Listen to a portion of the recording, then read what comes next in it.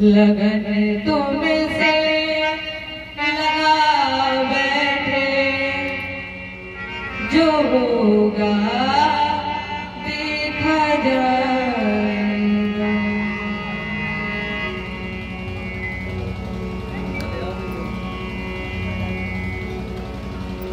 स्वयं मनु और शत्रुपा जी की जो कन्याएं थी, देवहूति, आकृति और अश्वति, इनकी चर्चाएं आपके सामने रखी थी। राजेंद्र, इनके दो पुत्र भी थे, प्रियव्रतो कानपादो सत रूपापते सुतौ वासुदेवस्य कल्याण रक्षायाम जगतः स्थितौ। दो पुत्र थे, प्रियव्रत और उत्तानपाद। जाहे उत्तानपादस्य सुनीतः सुरुचि स्तवो। उत्तानपाद के दो पत्नियां थी, सुनीति और सुरुचि। सुरुचि प्रियसी यदुर्ने पुरायत तो ध्रुवा। सुरुचि छोटी थी, इसलिए सुनीति का विशेष प्रेम सुरुचि के प्रति था। और जिस पुत्र की कामना से उत्तानपाद ने दूसरा विवाह किया सुरुचि के साथ, वो कामना पूर्ण हुई तो प्रथम सुनीति के माध्यम से, और जो सुनीति से पुत्र हुआ यह सुतो ध्रुवा। जो सुनीति से पुत्र हुआ उसका नाम ध्रुव रखा गया। और कुछ समय के बाद एक पुत्र सुरुचि से भी पैदा हुआ, जिसका नाम रखा गया उत्तम। दोनों में बहुत प्रेम था।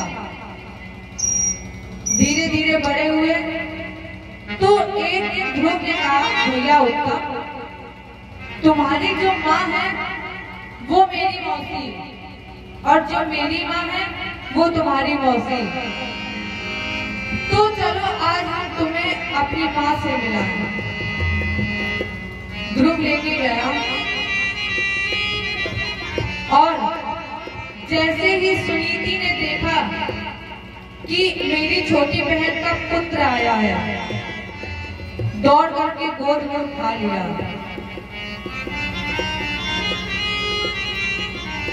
अब ध्रुव अपने भाई उत्तम के साथ सुनीति की गोद में ही खेलता था। अच्छा, जहाँ बच्चों को प्रेम ज्यादा मिलेगा बच्चे वहीं भागते हैं।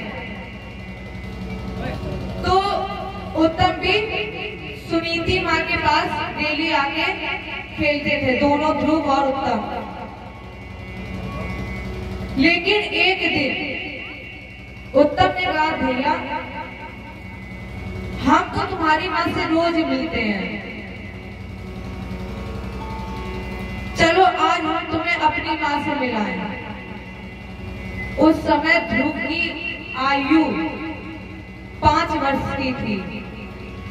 उस समय ध्रुव की उम्र केवल 5 वर्ष की थी। 5 वर्ष का जब ध्रुव भयो, खेलत खेलत पितु ढिंग गयो। उत्तानपाद ने दौड़ दौड़ के ध्रुव को अपनी गोद में उठा लिया और उत्तम वहीं बैठ करके रोने लगा। उत्तम के रोने की आवाज जैसे ही सुरुचि के कान में पड़ी, दौड़ करके आई, देखा कि मेरे पति की गोद में मेरे सौत का पुत्र खेल रहा है। और अगर इसी तरह ध्रुव राजमहल में आता रहा पिता की गोद में बैठता रहा और कहीं उत्तानपाद का झुकाव ध्रुव की तरफ हो गया। तो जिस उत्तराधिकारी के लिए मैंने ना चाहते हुए भी एक वृद्ध पुरुष को अपना पति बनाया।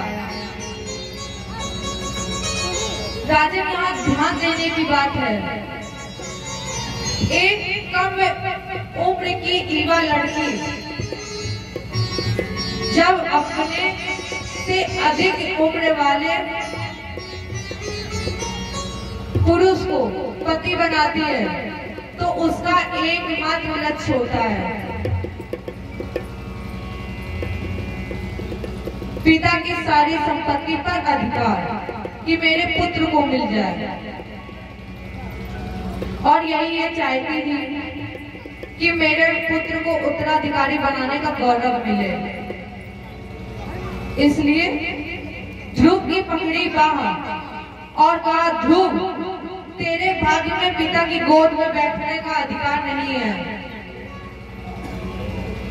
बैठने को न गोद जो लिखा होत तो करना, तो सुनीति के गर्भ से काहे बुले तो जग।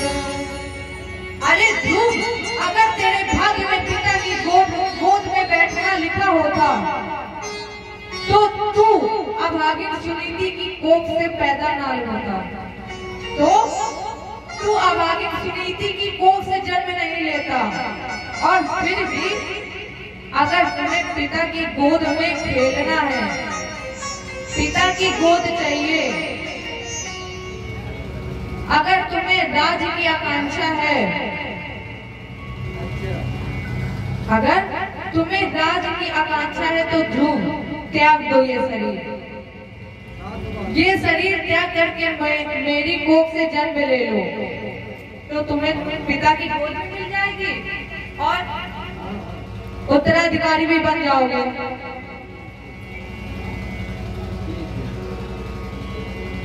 और इतना कह करके सुनीति के पुत्र को बाह पकड़कर धक्का मारकर निकाल दिया, भगा दिया ध्रुव को। अब ध्रुव अपमानित होकर के ऐसे जा रहे हैं जैसे काला नाग किसी से चोट खाकर भागता है। इसी तरह ध्रुव चल पड़ा। महतु सपत्न्यः साधुरीति विद्यः श्रशन रूसाम दण्डहतो यदा हि हित्वा विसन्तं पितरं सन्निवाच जगाम मातुः प्ररुदन सकाशम। मातु सपत्ना अब अपनी मां से मिलने के लिए ध्रुव उसी काले नाग की तरह चला। नेत्रों में गर्म गर्म आंसू बह रहे हैं जिससे आंखें लाल हो गई। दहकते हुए अंगारे की तरह कभी ध्रुव दाएं गिरता है, कभी ध्रुव बाएं गिरता है, कभी ध्रुव लंबी लंबी सांसें छोड़ रहा है। सारा शरीर धूस दूषित हो गया। आवाज लगाई मां और सुनीति बाहर आई। जैसे ही ध्रुव को गोद में उठाने के लिए आगे बढ़ी, ध्रुव 3 कदम पीछे हो गया। मां, मैं तुम्हारी गोद में आऊंगा तो, लेकिन मेरे प्रश्न का उत्तर दीजिए। सुनीति ने कहा, पूछो। ध्रुव ने कहा, मां, क्या मेरे पिता उत्तानपाद नहीं है? क्या मुझे पिता की गोद में खेलने का अधिकार नहीं है? सुनीति ने कहा, तुम्हारे पिता उत्तानपाद ही हैं। ध्रुव ने कहा, मां, जब मेरे पिता उत्तानपाद हैं, तो फिर मुझे पिता की गोद में बैठने का अधिकार क्यों नहीं है? जैसे पुत्र होने के नाते इस राज्य का उत्तराधिकारी मुझे होना चाहिए था, लेकिन माँ ये अधिकार मुझसे छीन लिया गया। क्या आपने कोई ऐसा अपराध किया जिसके कारण मेरा भी अधिकार छीन लिया गया? सुनीति जान गई कि आज मेरा छोटा पुत्र मेरी छोटी बहन के पास से आ रहा है। भैया ध्रुव, मैंने तुम्हें इसलिए नहीं किया, मैंने तुम्हें इसलिए पैदा नहीं किया कि तुम पिता की गोद में खेलो। ध्रुव, सत्यम सुरुचा विहितम भवान में यद दुर्भंगया उदरे ग्रहीतः अनन्य भावे निज धर्म भाविते। अरे ध्रुव, मेरी छोटी बहन सुरुचि ने ठीक ही तो कहा है कि तुम मुझ जैसे अभागिन की कोख से पैदा हुए हो, लेकिन ध्रुव फिर भी तुम्हें मैंने इसलिए पैदा नहीं किया है कि तुम पिता की गोद में खेलो। मैंने तुम्हें इसलिए नहीं पैदा किया है कि तुम पिता की दी हुई संपत्ति का भोग करो। ध्रुव ने कहा, तो पैदा क्यों किया? सुनीति ने कहा, मेरा एक स्वार्थ था इसमें, तेरे जन्म में मेरा एक स्वार्थ था। ध्रुव कहता, ओहो, क्या माँ भी स्वार्थी होती है? माँ, मेरे जन्म में तेरा क्या स्वार्थ था? सुनीति ने कहा, स्वार्थ ये था कि तुम्हें जन्म दे करके मैं माँ बन जाऊंगी। अपना स्वार्थ सिद्ध करना चाहती थी कि तेरे जन्म के बाद मैं माँ बन जाऊंगी। ध्रुव ने कहा, तो आप माँ बन गई? सुनीति जी बोली, अरे दर्द तो इसी बात का है कि 9 मास गर्भ धारण करने के बाद भी मैं माँ नहीं बनी। क्यों? माँ बनने का अधिकार किसे है? सुमित्रा जी ने कहा है, पुत्रवती युवती जग सोई।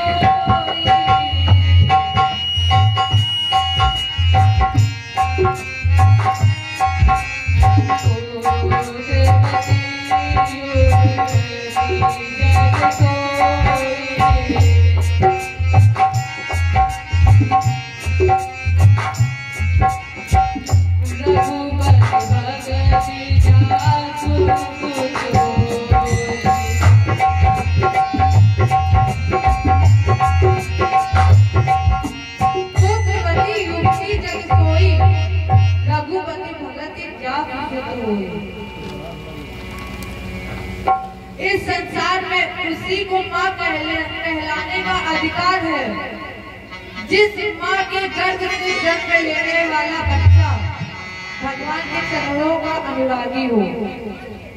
और अगर नारी के गर्भ से भगवत भजन करने वाला पुत्र ना जन्मा तो उस स्त्री के लिए बाबा गोस्वामी ने इस वाक्य का प्रयोग किया है जो व्यासपीठ की मर्यादा के अनुसार नहीं बोल सकते। वो शब्द लिखा है बाबा ने जो हम आप जानवरों के लिए प्रयोग करते हैं। ध्रुव ने कहा, तो माँ मुझे पुत्र बनने का गौरव प्राप्त करो, मुझे गौरव प्रदान करो। सुनीति ने कहा, तुम मेरे पुत्र तो हो। ध्रुव ने कहा, अगर मेरे जन्म लेने के बाद तुम माँ नहीं बनी तो तुम्हारी गोद में खेलने के बाद मैं पुत्र भी नहीं बना। पुत्र कैसे बनोगे? माँ ने कहा, पुत्र कैसे बनोगे? ध्रुव ने कहा, सुने जननी सोई सुत बड़ भागी, सोई जननी सोई जो भी तुम्हारे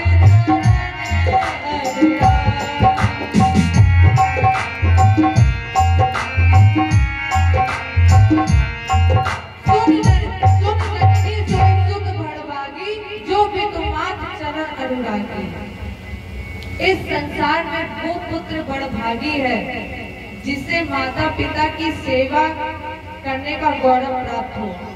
इसलिए माँ, मुझे आशीर्वाद प्रदान कीजिए। मैं भगवान की गोद में खेलना चाहता हूँ, मुझे आशीर्वाद चाहिए आपका। ध्रुव ने आशीर्वाद लिया और ध्रुव आशीर्वाद लेकर के भगवत दर्शन के लिए चल पड़ा। आपने सुना होगा तीर्थों का केंद्र ब्रह्मा जी की तपोस्थली, ब्रह्मा जी के द्वारा रचित सृष्टि का प्रथम मानव ब्रह्मावत विठू। यहीं से ध्रुव चला और चलते हुए मंथा के जंगल में पहुंचा। इन भीषण जंगल में घूम रहा था। नारद जी ने देखा कि 5 वर्ष का बालक दौड़ दौड़ के आ गए और बोले, बेटा कहाँ जा रहे हो? नगु नाट्य वास बमानम ते सम्मानम वापी पुत्र। बेटा, अभी तुम्हारी उम्र केवल 5 वर्ष की है, कहाँ जा रहे हो? तुम्हें मान अपमान की क्या चिंता, तुम्हारे खेलने खाने का समय है। ध्रुव ने कहा, मैं भगवान से मिलने जा रहा हूँ। वो इतना निष्कपट था कि वो जानता भी नहीं था कि भगवान है क्या। सीधे सीधे कह दिया, भगवान से मिलने, भगवान दर्शन के लिए। नारद जी मुस्कुराए, बोले, कोई खेल है क्या मिलना? बेटा, उम्र 5 वर्ष की है और जिससे मिलने की चाहत में जा रहे हो, मिलना कोई खेल नहीं है। उसके लिए तो लिखा गया है, कोटि जन्म मुनि यतन कराही, अंत राम कहीं आवत नाही। जो अंत में राम कह देता है, वो इस धरा धाम पे लौटने नहीं आता है, और तुम उसी से मिलने जा रहे हो।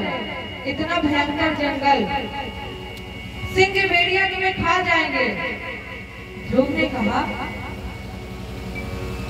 बाबा, मैंने आप जैसे संतों से ही सुना है, उसे मारने वाला मैंने जग में नहीं निहारा, जगत में जिसका जगत पिता रखवाला। और जब वो अजान हाथ वाला है, जागो राके साइया। गुरु जी सीधे सीधे एक बात बता रहे हैं। नारद जी ने कहा, बोलो। ध्रुव ने कहा, मन में यह संकल्प है जिसका कोई विकल्प नहीं।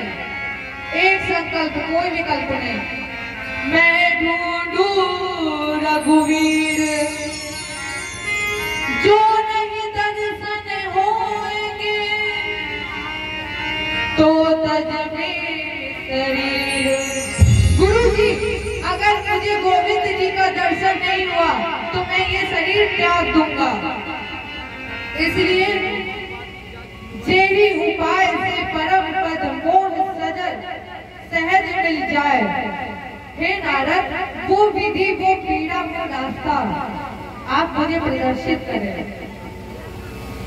जिससे मुझे गोविंद मिल जाए। नारद जी ने कहा, तो यमुना जी में स्नान करना और मधुबन में साधना करना। एक मंत्र हम तुम्हें दे रहे हैं। कौन सा मंत्र? ओम नमो भगवते वासुदेवाय। और जब वासुदेव मिल जाएगा, होगा कैसा? नारद जी ने भगवान के साकार रूप का वर्णन किया है। ध्रुव ने क्या किया? मंत्र याद किया और भक्ति की लेखनी उठाई और मन के गोद पर वही चिन्ह बनाने लगा। नारद जी ने कहा, जब वो मिलेगा तो होगा कैसा? बनमाली घनश्यामा पीतवासा मनोहरा। बेटा, जब वो मिलेगा तो उसका स्वरूप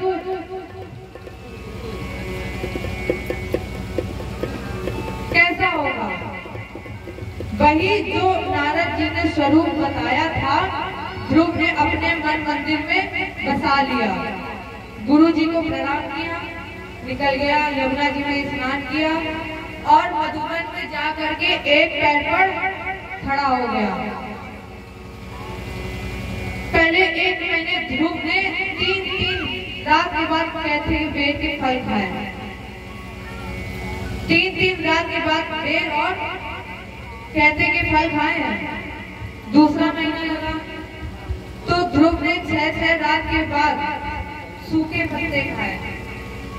तीसरा महीना लगा, 9 रात के बाद जल पिया।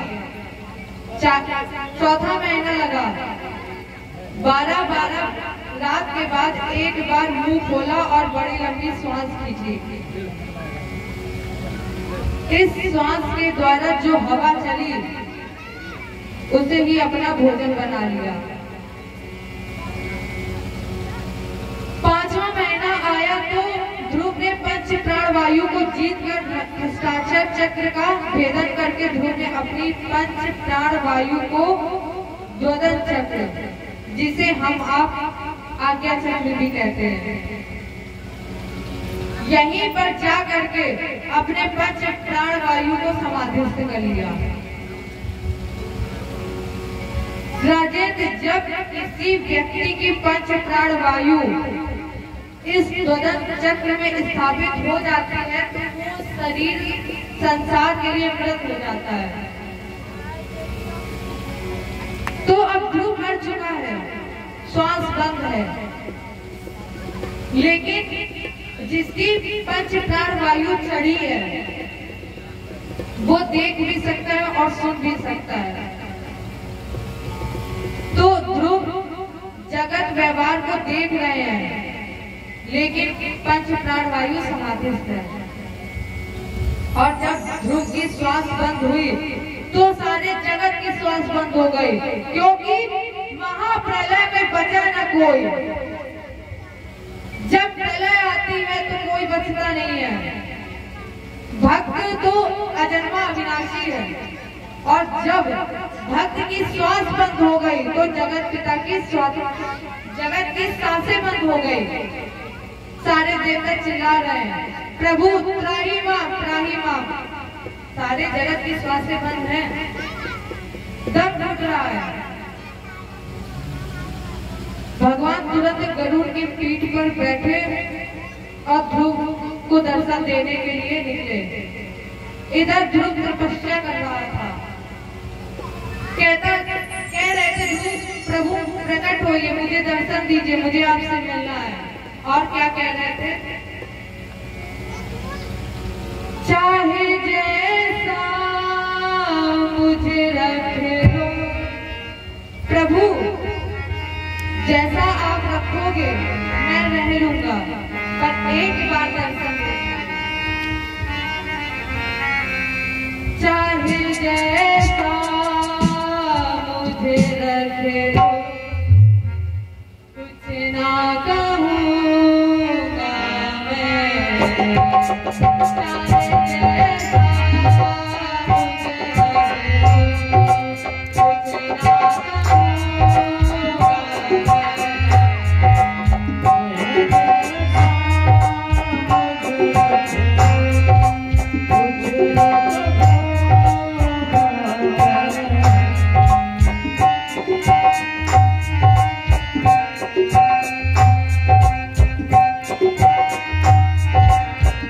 मैं।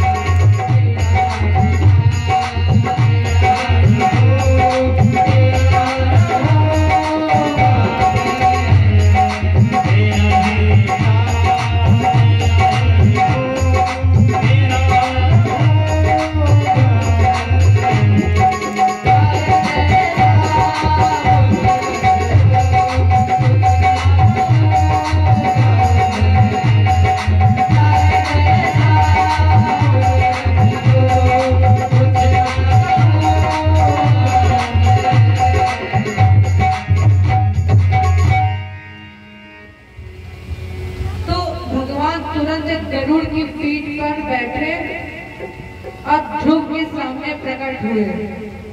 उत्तिष्ठो, ध्रुव उठो, तुम्हारी तपस्या पूर्ण हो गई। बेटा उठो, वर मांगो। लेकिन ध्रुव ने नेत्र नहीं खोले। क्यों? बोले जो दिव्य छवि मेरे मन में बसी है, जो मेरे मन के अंदर दिव्य छवि है, और जो दिव्य छवि मुझे दिखाई पड़ रही है, मैं उसे बाहर जगत में देखने की, मुझे उस बाहर जगत में देखने की आवश्यकता नहीं है। ध्रुव में उसके सामने भगवान ने उसकी मुक्ति का हरण कर लिया। तो जो ध्रुव के हृदय में जो प्रकाश था, तेज था, ज्योति थी, वो अंधकार में बदल गई और वो अंधकार के मध्य ध्रुव अपने तेज को ढूंढ रहा था। जब ध्रुव को दीदार नहीं हुआ तो ध्रुव धड़ाम से जमीन पर गिरना चाहता था। इसके पहले गोविंद ने उसको हृदय से लगा लिया। ध्रुव को भगवान ने गोद में उठा लिया।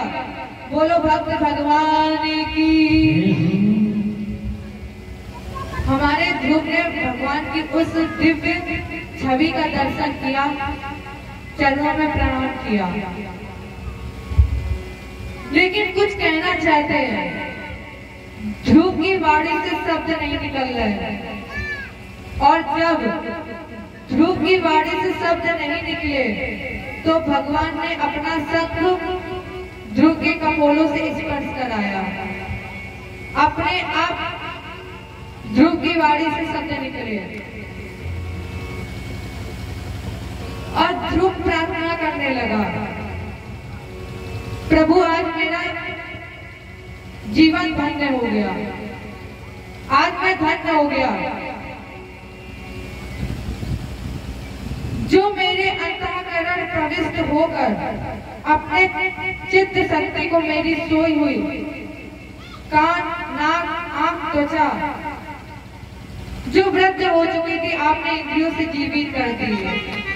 बोलो भक्त भगवान की।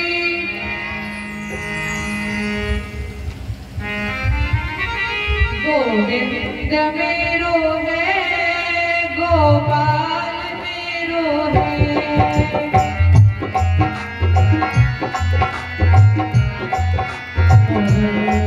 गोविंद मेरो है, गोपाल मेरो है, गोविंद मेरो है।